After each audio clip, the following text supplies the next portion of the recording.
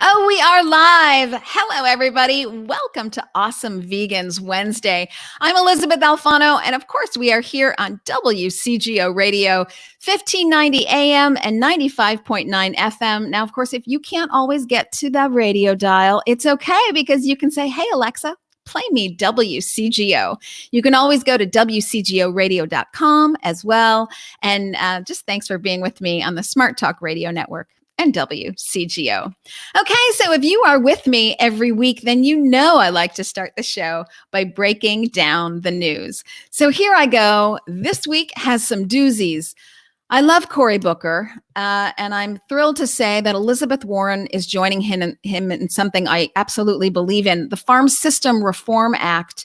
It aims to phase out large concentrated animal feeding operations known as CAFOs, and it intends to phase them out by 2040 and to hold these large operations accountable for all the pollution that they do. We haven't even talked about animal violence yet, and provide the farmers buyout opportunities to change the way they farm. This is so critical because sometimes people say, oh, well, gosh, I'm pro-farmer.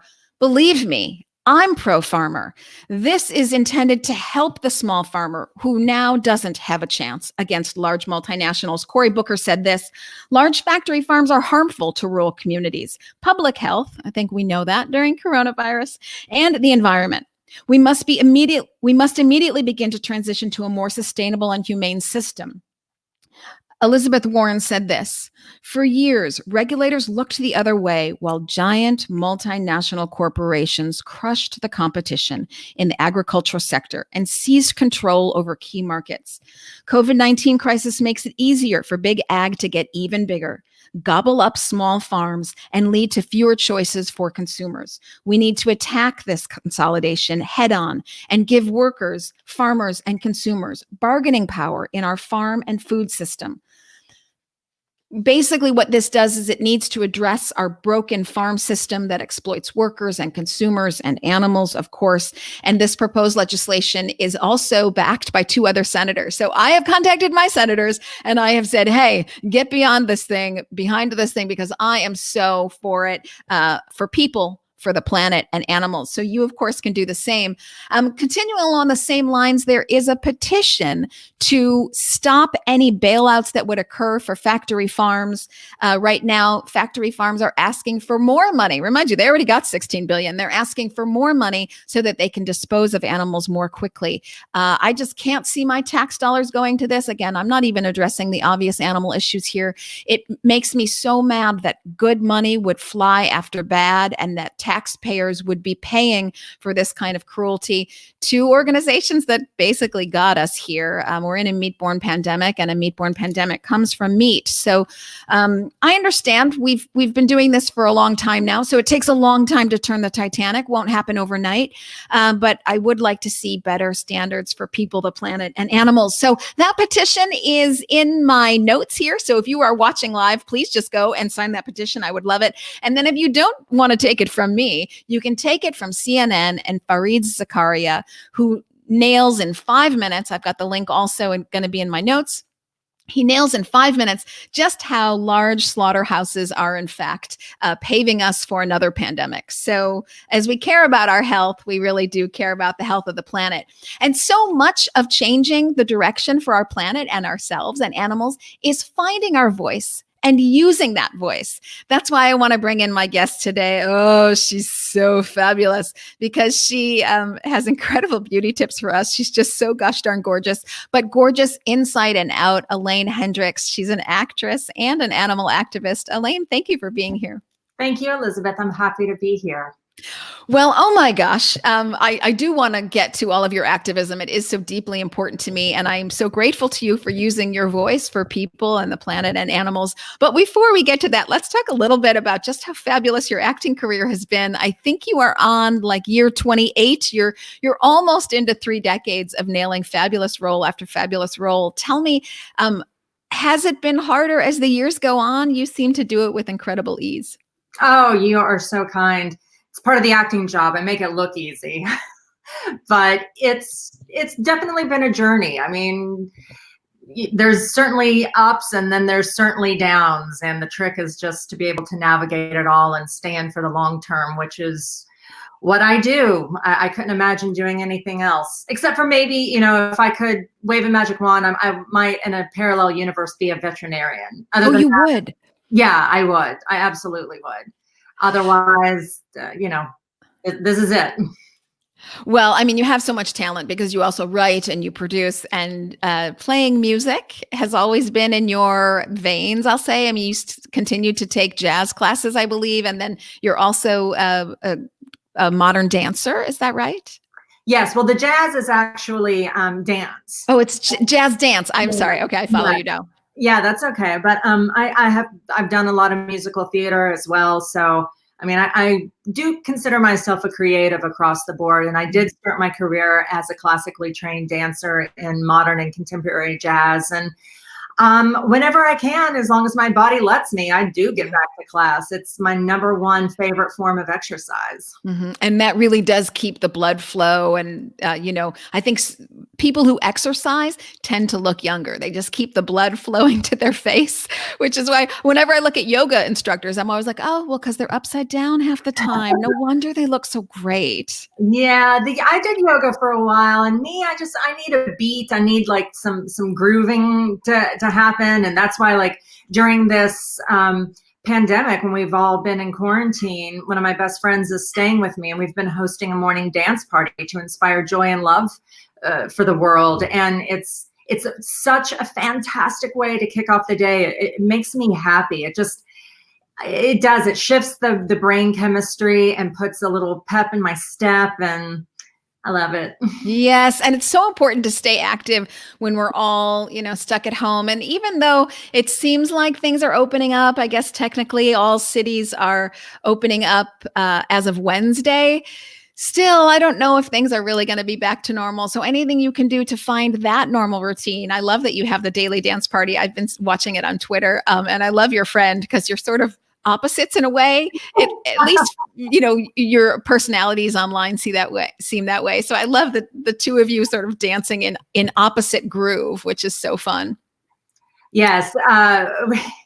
We were talking the other day about for graduates and like, you know, advice to go out into the world. And I went into this heartfelt speech about like the future is yours, da da da. And Micah, so what's your, you know, was Micah's advice? And the first time you get fired, just know that nobody's going to care. And that kind of sums up the whole perspective that we bring into the world.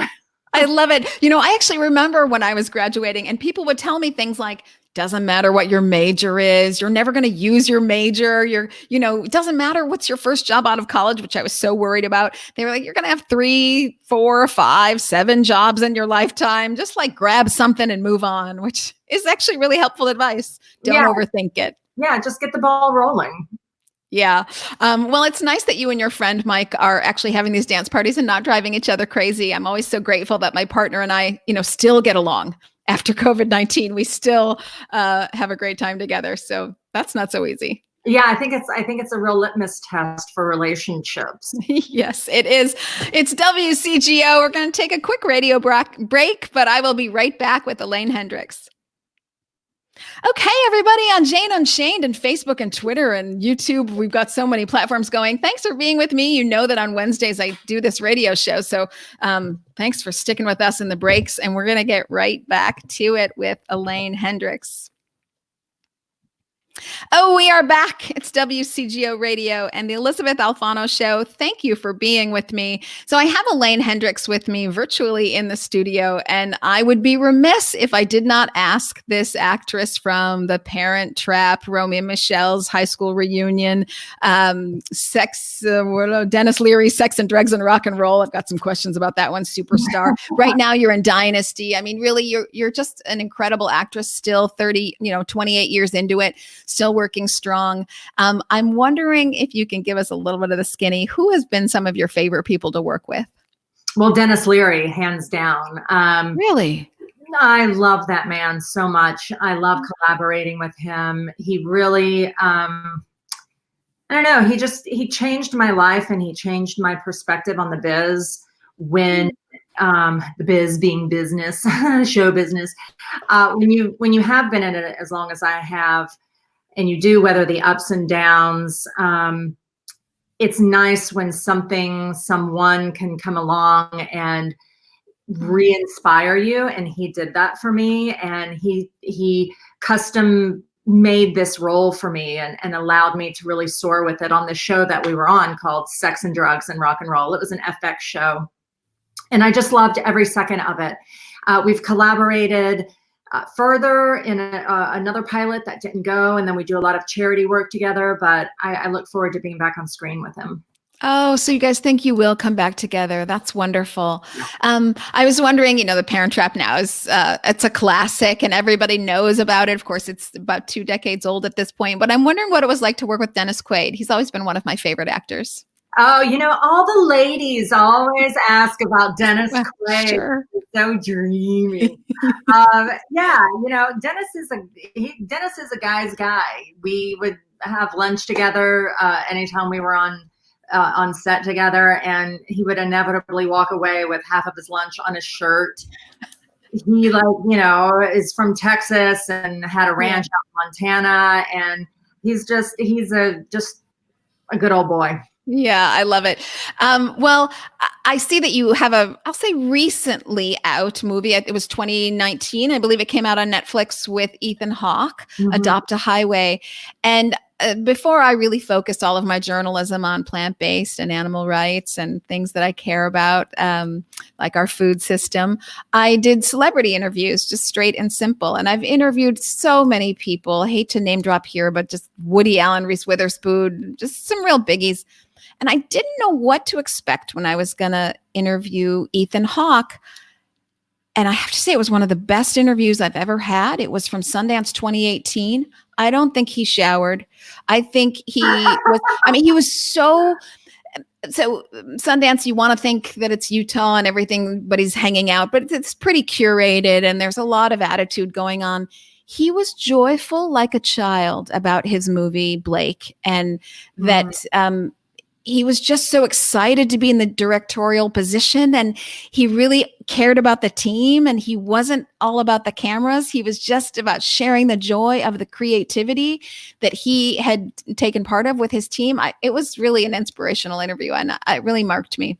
Well, I would 100% echo that sentiment, because when I went in to do a chemistry read with him for that movie, I also didn't know what to expect. And as prolific and as praised as his career has been, I could have very well walked into a room with somebody who was pretentious and pompous, and, he would have earned it, but he's anything but, and he's just a delightful person who I 100% agree is just so unbelievably generous.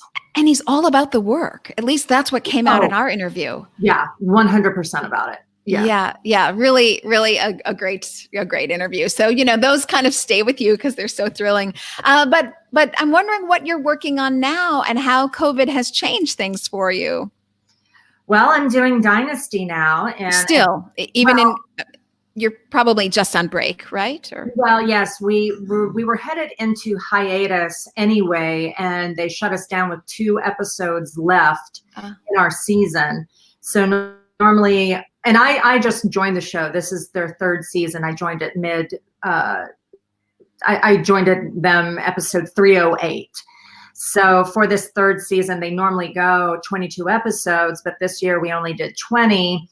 And we are doing a 4th season, but we don't really have any specific details about it yet, because productions are figuring out, how they're going to work things, what they're going to do, keep everyone safe, and change everyone's scrambling to change and be able to be adaptable in this new environment. So we're sort of waiting like everyone else is. Yes. Well, I'm wondering, you've said, like, right before we started this interview, you said, oh gosh, I've never actually been so busy for online stuff. So an actress of your repute, I'm wondering, how has it been for your career? Do you think this will stay, that you'll continue to do online talks or summits or videos for people? For sure. I had noticed that that was already becoming a thing anyway. This has just escalated it to a mind-blowing degree. And, I hope it doesn't. I think it is going to continue. I don't think it will be to the extent that it is now, but I definitely think it will continue, especially because, as just, touching back on animals and agriculture and our food, because of wet markets, because of animal agriculture, we fully expect more and more super viruses to come out as a result of all that. So this is not going to be our last pandemic, at least I don't believe. No, and I will refer again to Fareed Zakaria from CNN, who really boils it down in 5 minutes, and that link is going to be on my show notes here. This is not our last pandemic, and it's certainly not our first either, because we've had African swine fever and Asian bird flu and mad cow disease and Ebola, and the list goes on. And according to the CDC, 75% of all pandemics are meat-borne pandemics and zoonotics. So we haven't yet changed our ways. We see perhaps politicians starting to think about it at this point, but we haven't really changed our ways enough. If you think that there are 7 billion people on the planet and we slaughter 70 to 80 billion animals a year, that's just a year. That means that only 10% of the planet is social distancing. Only 7 billion. The other 70 billion, because we force them to be beak to beak, nose to nose, they're not social distancing. So when 90% of the planet isn't social distancing, we're not going to outrun any pandemic. My 2 cents. And who's to say that there can't be 2 or 3 pandemics running at the same time, actually? Time will certainly show us. Time will certainly show us. Well, so you bring up wet markets and animals. And so let's talk about this kind of dual life that you have. So we know you as an actress and you've had such a long career, but you've really committed yourself to educating others about the plight of animals. And you yourself are a rescuer and you work with rescue organizations. So when did that become an important part of your life? And if there was a moment you remember, like, okay, this is the work I need to do. Oh, for sure. It's crystal clear. And I've shared this story many times. It will be the story for the rest of my life because it's exactly what happened. I loved animals my whole life. I had no idea what was happening to them. And once I started getting some visibility and notoriety for my acting work, I was invited to all these different charity events. And I showed up because I grew up in a very, get involved type family. Nice. And I'm from Tennessee, the volunteer state. We're called the volunteer state for a reason. And so I never felt like I was really making a difference anywhere. I kept showing up to all these different events and I was like, does anybody care? What am I doing? Mm-hmm. And so I sat down at my computer to figure out what my platform was going to be because I wanted to be able to have a measured scale for my personal impact. And I was like, okay, well, so what do I like? What do I love? And the first thing that came to me was animals. And okay, so I typed in animals. I had already been supporting the World Wildlife Federation and PETA at that time. Mm-hmm. I had been sending them donations every year. And so I watched an undercover fur video of PETA and I had never seen one before. Mm-hmm. My reaction was so visceral. I doubled over. I felt like somebody had kicked me in the stomach because without going into detail, I saw one of the raccoon dogs being skinned alive at a market, a town market. And I started sobbing uncontrollably. And from that moment forward, I threw out everything in my house that it was tested on animals. I already was not wearing fur, but I gave up wearing leather. I sold my car because it had leather interior. And I started contacting organizations and saying, hey, what can I do? And that was, gosh, it's been well over a decade, probably, I don't know, maybe 11, 12 years ago now. And it's been at the forefront of my life ever since. And did you go vegan at the same time or were you already vegan? I was vegetarian. I had been vegetarian since 1995. I went vegetarian because I was doing yoga at the time. And my boyfriend at the time said, hey, let's go vegetarian. I was like, okay. And so I wasn't connecting it to animals at all. And it was actually a few years after I became an activist, I was already a vegetarian, and I thought, oh, like, that's great, I'm a vegetarian. And then the more that I learned, it was like, oh no, I really need to go vegan. And so that's when I did. And that's been probably about maybe 7 years now. 7 years vegan. Yeah. Yeah, I mean, I think for most people, the minute they really made that decision, it is something that's marked them and has stayed with them. I mean, I remember for myself, I knew that this was happening in the background, factory farms, and even how dairy animals, cows are treated. But I just was having that dialogue of how is it going to functionally work for me? And then I remember one day my nephew came back from the University of Oregon, and he's an athlete. And he said, oh yeah, my coach said, if you want to play for the team, no meat, no dairy. And I was like, oh yeah, I can make this work. I can make this happen. Wow. Yeah, because I had been wanting to do it the whole time. That's the trick. And so one of the things I like to do in this show is really help people find their footing for what is just a new routine. It's really not harder than anything else. You know, if you want to say like, oh gosh, I got to get some more exercise in, you start a new exercise routine. It's so very similar to that. So I try to do that on this show by giving people tips of, how to jumpstart your plant-based life. And once you know, you can't pretend you don't know. So once you have the information about, as you saw with fur, you really can't go back. No, you can't. And the one thing that I do tell people is that, because I think the number one thing is that. Actually, you know what? We're going to head to break. I'm so sorry, but I don't want you to start this break. Number one thing. I'm heading right to break, and I'm coming back. It's the Elysabeth Alfano Show on WCGO. Oh, how I hate to do that. I'm so sorry. We're going to start right back up with you here so that we can really, oh, look how gorgeous you are, so that we can really hear you. Oh my gosh. Give us a little break, and we are starting right back up. Everybody, thank you for your patience and your comments and for being with us. It's the Elysabeth Alfano Show on WCGO. Thanks for being with me, everybody. I want to get right back to Elaine Hendrix, famous actress, but also famous activist, at least in my book. Elaine, right before break, you were telling us about the number one thing that you think can help people switch over to a plant-based diet. Yeah, and I say this as a ardent animal activist, but the thing that I have found with people is like, don't try to be perfect, especially right off the bat. Like, if I know so many people who like just went balls to the wall out of the gate, and then they couldn't sustain it. So I actually think like I always say, just take baby steps. Even one step will make a difference. If everybody gave up meat at least one day a week, that right there would be revolutionary. So, the more you can just lean into it without falling down, I personally think that's the way to do it.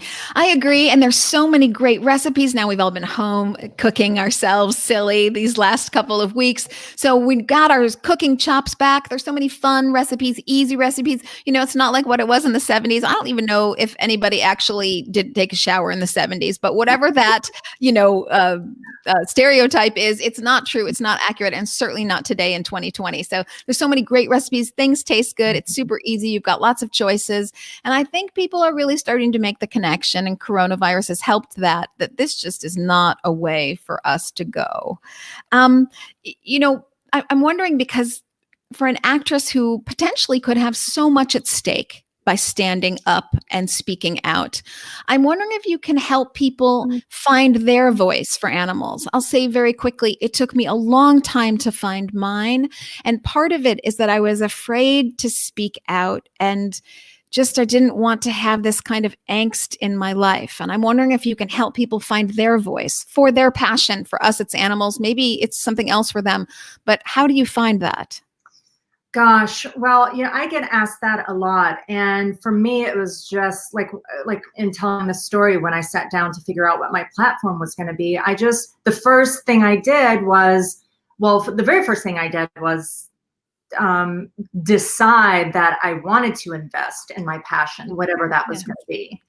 And second from that, I started getting curious to explore it. And then the third thing I did was, well, okay, so I'm curious now. I've decided I want a passion. I'm curious about it.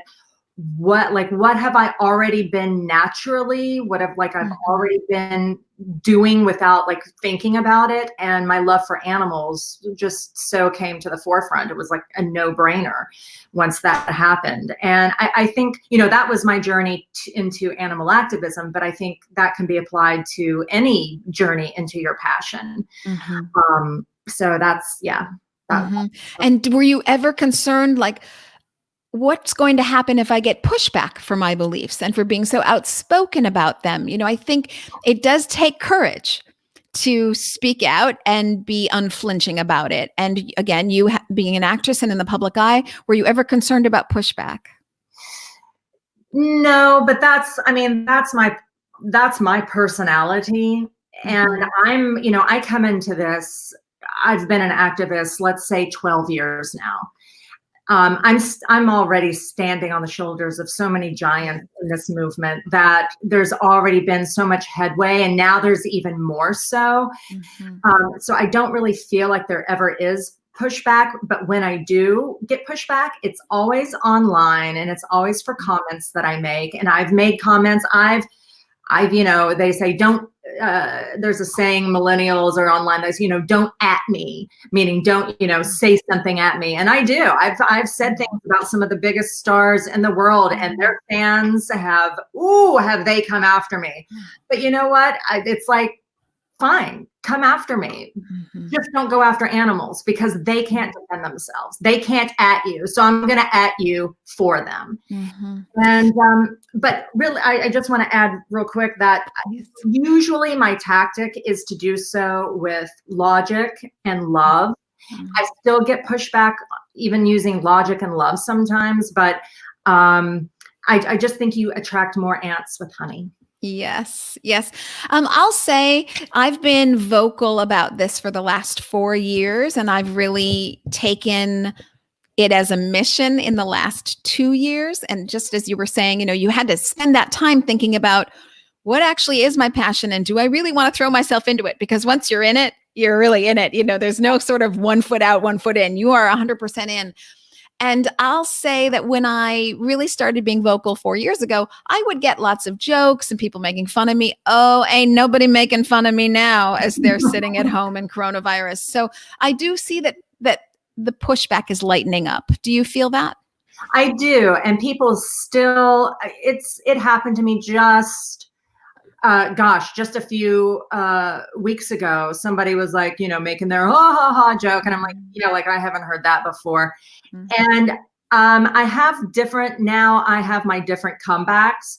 But usually when I say, particularly when it comes to food, I had my crispy bacon the other morning, blah, blah, blah. And I was like, oh, how was it eating a tortured, hormone-injected, essentially 3-year-old? How was it for you? And they're like, all right, sorry to, they're starting to back down as soon as I just talk to them about the truth of it.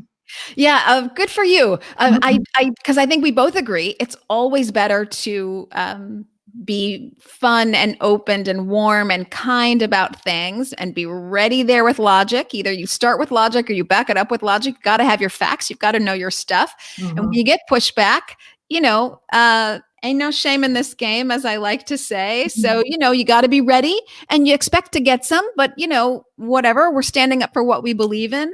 And those silly comments like, oh, bacon, I just say well, good luck with cancer. I don't know. I mean, it's their choice. They know that it's cancerous. We're talking about carcinogens that are processed meats. So bacon, bologna, sandwiches, sliced lunch meat. And they know that, and they're choosing that. So, ultimately, I think it does come back to you. But let's talk about that, because the segue to health, a lot of people start a plant-based diet, which is affects animals, obviously, and the planet and their own health. They start it for health reasons. And you have, as I said, you've had this long career. You're in it 28 years now, and you've maintained just a gorgeous, glamorous physique and look and outlook. And I'm wondering if you could give us your top 5 vegan beauty tips. Oh, wow. Okay. Well, my top 5. Well, being vegan would be number one. So yeah, but I drink a ton of water every day. You have your mug, I have mine. The Dodo, the folks at the Dodo sent me this canister, and I fill it up every morning, and it's 32 ounces. So I try to drink the whole thing.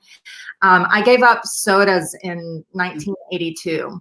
So I was 11 years old, and I said, this is the last Coca-Cola I'm ever going to have. And it was. So I drink a lot of water. I use vegan and cruelty-free products for my face and my hair. And what else? I eat a lot of fruits and vegetables, fresh fruits and vegetables. I really try not to eat processed packaged food. And I do a lot of volunteering. I think that's, I do a tremendous amount of volunteering, and I think that helps keep you young for sure. And then I really embrace my community, and I stay in touch with the community, both to offer support and receive support. And I think connection with other people also will help you stay healthy. Well, I'm wondering about this because, and I love that connection to other people, which is, it's strange now that we're in COVID times and our connection to people has changed. And I hope that that's not going to be a lasting effect, although with all these Zoom meetings and what we're doing now, it might be. Time will tell. I'm wondering if you think that aligning your values with your actions has anything to do with staying young at heart. I'm sure, integrity for sure. That's one of the, who is the gentleman who wrote the 4 agreements? Miguel. Oh, yes. Yes. Miguel. I know it's Miguel, and I know it's don't take it personally. And there are 3 more. Impeccable with your word is one of the 4 ingredients, one of the 4 agreements. And so, what what you speak and how you behave, for sure.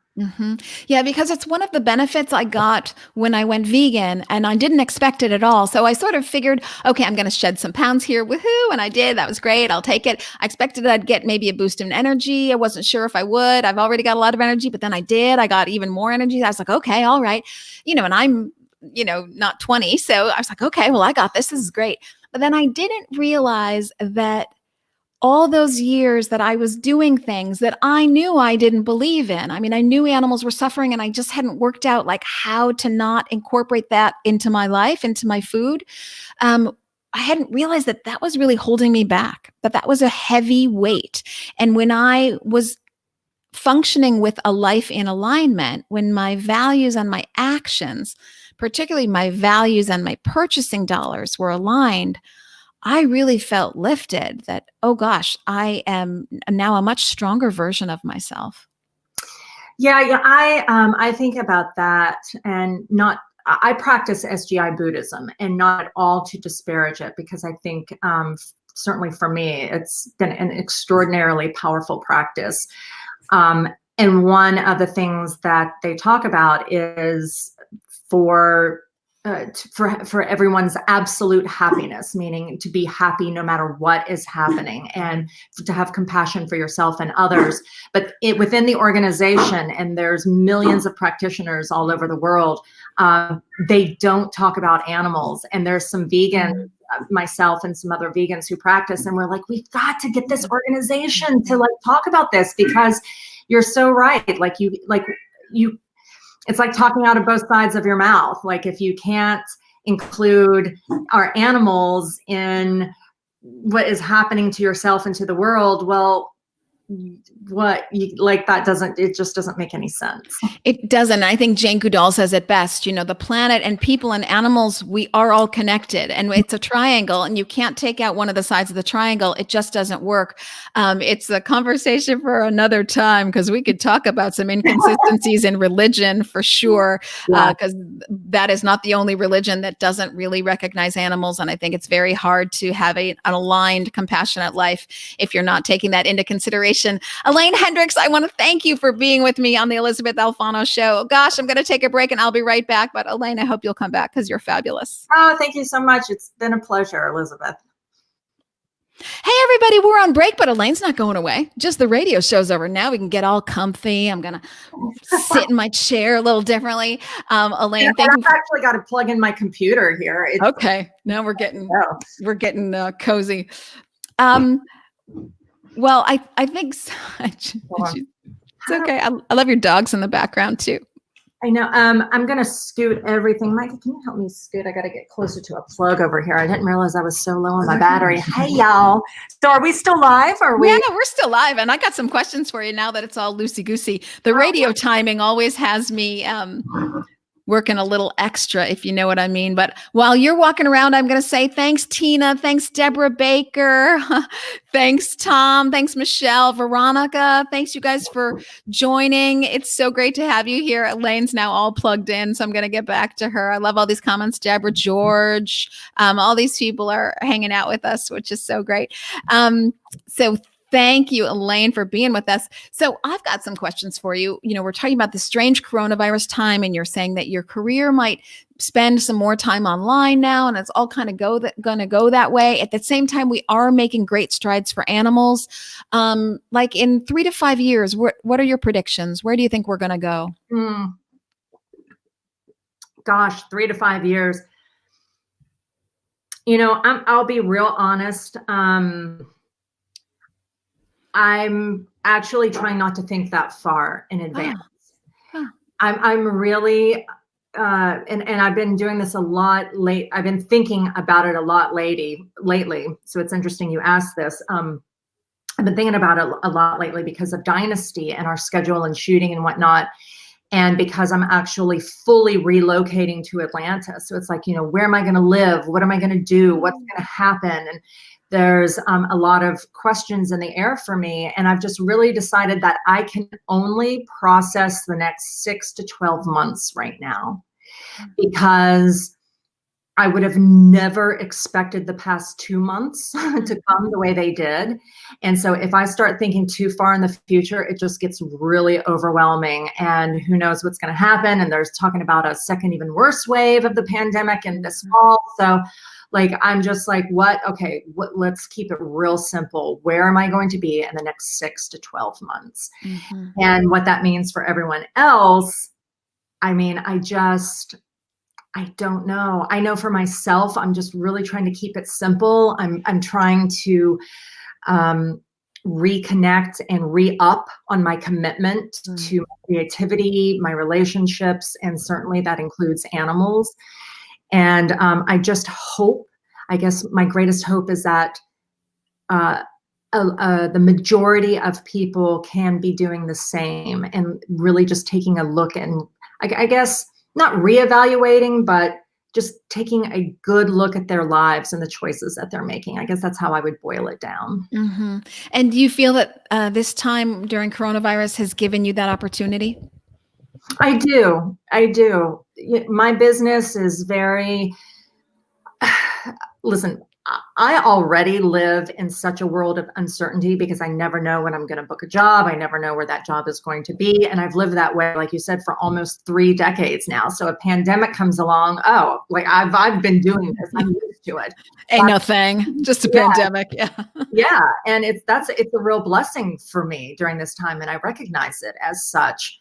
But you know, I don't know I don't know what to be after that. Well, I think it's like calamity and solution all at the same time. I mean, I do think we're going to be moving towards a more compassionate lifestyle, but more so really for our own immediate health benefit. I do think that's going to happen. And I do think it's going to be pushed by big business. I think as the farmers come under the gun, she's coming back, everybody. As the farmers come, look at this sweepy. He's a rescue. Oh my gosh. As big ag comes under the gun, I think corporations are going to realize that they're going to make more money by more efficient business models, and that's not big agriculture. It's just not a good, efficient model. Okay, well, here's another quickie question for you, just kind of riffing off of that. You don't really want to focus too much ahead of time because there's too much uncertainty going on. It's just stressful. But what about looking backwards? And by that, I mean, what do you wish you knew 10 years ago that you know now? That that everything's going to be okay. That no matter what happens, like I said, you know, I've weathered, I've gone up and down through uncertainty for a long time, and I have gotten pretty good at navigating ambiguity, and yet the future is always kind of scary to me because I don't know what's going to happen, but inevitably it always shows me that no matter what happens, I'm okay, and it's going to be okay. I love this. It does require faith, and not necessarily in a religious higher power, but just faith in yourself and faith that, you know, it's not all crumbling beneath our feet. Yeah. You had talked about some beauty tips, and I'm wondering, what do you eat in a day? Well, gosh, what don't I eat besides meat? I do eat a lot of fruits and vegetables. I always have some, like oranges, bananas, grapes. I always have something fresh around. I usually cook some type of vegetables with like a base, whether that's a quinoa pasta or rice and beans. And I do a wide variety of vegetables. I get a lot of vegan snacks. I like crunchy stuff, so I do a lot of like potato chips and different crisps that are vegan. And then I drink a lot of water and tea. This always amazes me when people who are like thin and gorgeous tell me like, oh, I eat a lot of potato chips. I just think like, I just don't understand this. What's wrong with this equation? Well, I'm glad that someone is wearing the potato chips really well. I do not wear them well, so I try to stay away from them. But I will agree with you that I love kind of salty, crunchy, snacky. And so I do air popped popcorn. I used to put extra virgin olive oil on it, but I don't even get to do that anymore because now, you know, keeping in shape as I get older, it's just tougher and tougher. So instead of extra virgin olive oil, I take Bragg's. I don't know if you are familiar with Bragg's. I take Bragg's. And this is going to sound weird. I take Bragg's and I spray it on air popped popcorn and then Nooch, nutritional yeast. And it becomes my like cheesy, savory, salty, even though I didn't add salt, it's all in the Bragg's, crunchy, and in my mind, healthy. I'm going to go with, you know, I mean, there's some calories in there, but I'm going to go with healthy. Come on. I'm going to back you up on that. Yes, I co-sign that big time. Yeah. Well, my last and final question for you, because I know that you do have to run, and we've been at it for a little while, but this, maybe you already said this, but I'm sort of re-asking it in a different way. So as we do go through these crazy times and you say to yourself, like, okay, I'm just not going to overthink it. I'm not going to over panic it. I'm not going to over plan it. Things will work out, sort of keep a sense of balance. Is there any exact phrase you say to yourself to make it through the day? If you're having a bad day, anything like, for example, I like to say nose to the grindstone, eyes to the sky. Ooh, nose to the ground. Let's see. Nose to the grindstone, eyes to the sky. Well, you know, I like to, there's a couple of things that come to mind. I have a coach of mine who taught me to say temporary, and like this is temporary. Everything is temporary. There's not one thing on this planet that is going to last forever. It's all temporary. So I go temporary. I also do my Buddhist chant, and that calms me down. And then I do also prefer to believe that everything happens for a reason, and I might not always know what that reason is. So I say, well, it's happening for a reason because it's happening. So those are some of the things that I kind of live by on a daily basis. Yes, I firmly believe in those as well. I really do have a sense that there is some order out there, even though I don't know what the heck it is. And I kind of liken it for people who have trouble with this concept. I sort of say, like, look, you can be sitting under a tree and it's very shady. You get out from under that tree and the whole world looks different. So it just goes to show you that you might not have the full picture in mind. You maybe can only you're sitting in the shade. All you know is shade, but there's other stuff going on, and there is a larger story at play, and you only just get to see a little bit of it. So, there's a logic here, just you haven't been included as to why. Yeah. And that's, I think part of the hardest parts about it. But I look back on my life and I go, there's so many instances that were like, well, gosh, if I hadn't have done that, then this wouldn't have happened. And then this wouldn't have happened. And I was really upset about this, but then it brought me to that, there's just, I can look back and connect the dots. So I try to think about that when I think about the future and I start getting anxious about it. It's like, it goes back to everything's going to be okay. It's brought me here so far, and I have no reason to think otherwise moving forward.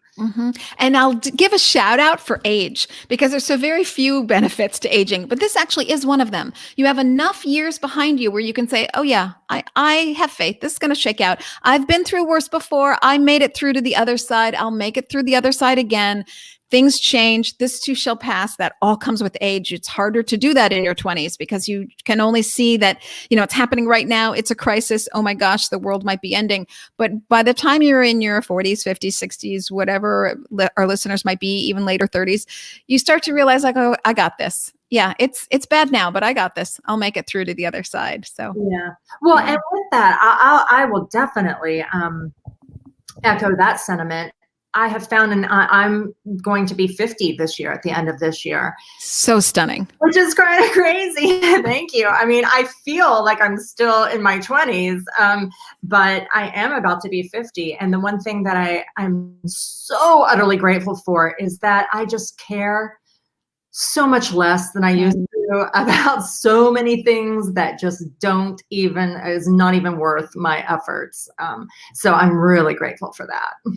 Yeah, I second that. Again, it's a benefit of aging. You just think, oh, I'm not giving my energy to that. I'm not giving my energy to that. That's off the table. That doesn't work for me. And it's really empowering to feel like you're more in control of your world. You're calling the shots for you, and you decide what things you're really going to give your energy to. We're back to animals, and what things just aren't going to make the list. Yeah. Well, I want to thank you, Elaine. Thank you for all that you do. First of all, you've entertained us for years, but really all you do for animals. You have a spotlight and you've chosen to use it for animals. If everyone could take that away from today's interview, you've taken your voice. So you have this skill, this voice, you're comfortable speaking out. It's who you are, and you're using it to make the world a better place. We all have a voice. We can all do this. So I'm grateful to Elaine, and thank you for your tips and helping us do that. And thanks for spending time with me today. This was a real treat, Elysabeth, and you clearly have done this before because you're very good at it, and I really appreciated the dialogue, and I've been watching the comments, so I appreciate everyone who's been watching and listening and sending in questions. So this was a highlight of my day. Thank you.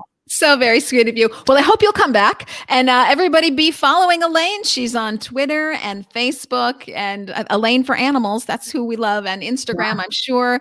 And I'll be sharing this out. It's already live on all the platforms, but you guys know what to do. Everybody making comments, go ahead and share it out as well. Thank you, Elaine, and we will stay up to date on what you do. Sounds good. Thanks, Elysabeth. Bye, Elaine. Stay put. Everybody else. Bye, everybody. We are taking back our health and the health of the planet. Thanks for being vegan.